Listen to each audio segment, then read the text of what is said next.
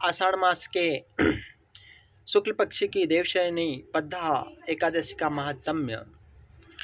धर्मराज युधिष्ठिर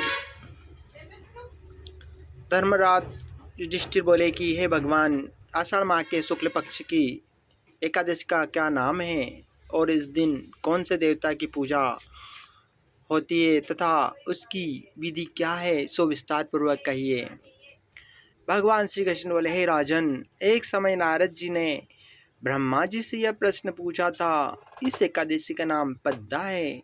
इसके व्रत करने से विष्णु भगवान प्रसन्न होते हैं। मैं यहाँ एक पौराणिक कथा कहता हूँ, ध्यान पूर्वक सुनो। सूर्यवंशी मानधाता नाम के एक राजा था। एक समय उस राज्य में 3 वर्षों तक वर्षा नहीं हुई, जिससे राज्य में अकाल पड़ गया और प्रजा अन्न की कमी के कारण अत्यंत दुखी रहने लगी।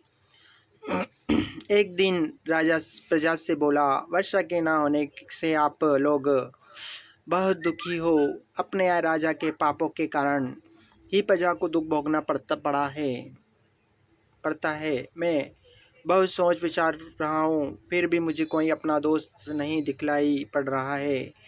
मैं आप लोगों के दुख को दूर करने के लिए बहुत यत्न कर रहा हूँ। ऐसा कहकर राजा मानधाता भगवान की पूजाकार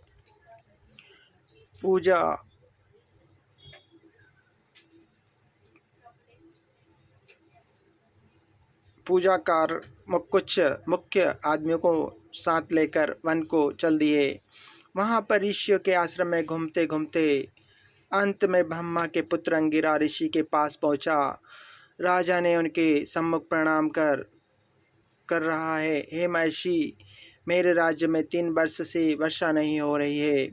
इससे अकाल पड़ गया है और प्रजा महान दुख भोग रही है। प्रजा के दुख को दूर करने के लिए कोई उपाय बतलाइए। इस पर वह ऋषि बोले, हे राजन, यह सतयुग सब युगों में श्रेष्ठ है। इसमें धर्म के चारों चरण सम्मिलित हैं, अर्थात इस युग में धर्म की सबसे अधिक उन्नति है। परंतु आपके राज्य में एक क्षुद्र अधर्म का आचरण कर रहा है। इसी दोष के कारण आपके राज्य में वर्षा नहीं हो रही है। यदि आप प्रजा का भला चाहते हो तो उस अधर्मी को मार दीजिए। इस पर राजा बोला, हे मुनिवरों, वह अधर्मी क्षुद्र है और शूद्र पर मैं शस्त्र नहीं उठा सकता। आप इस दोष से छूटने का कोई अन्य उपाय बताइए। तब ऋषि बोले, हे राजन, यदि तुम ऐसा ही चाहते हो तो आषाढ़ माह के शुक्ल पक्ष की पद्धा नाम की एकादशी का व्रत विधि पूर्वक अपनी प्रजा तथा मंत्री आदि सहित करो। इस व्रत के प्रभाव से राज्य में वर्षा होगी और प्रजा सुख पावेगी, क्योंकि इस एकादशी का व्रत सब सिद्धियों को देने वाला और उपद्रव को शांत करने वाला है। मुनि के वचनों को सुनकर राजा अपने नगर को वापिस आया और विधि पूर्वक पद्धा एकादशी का व्रत किया। उस व्रत के प्रभाव से राज्य में वर्षा हुई। इस एकादशी को देवशयनी एकादशी भी कहते हैं।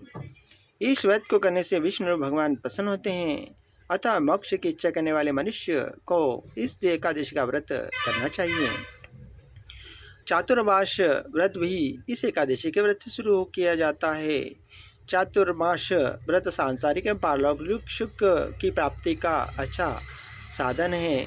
ओम नमो भगवते वासुदेवाय नमः।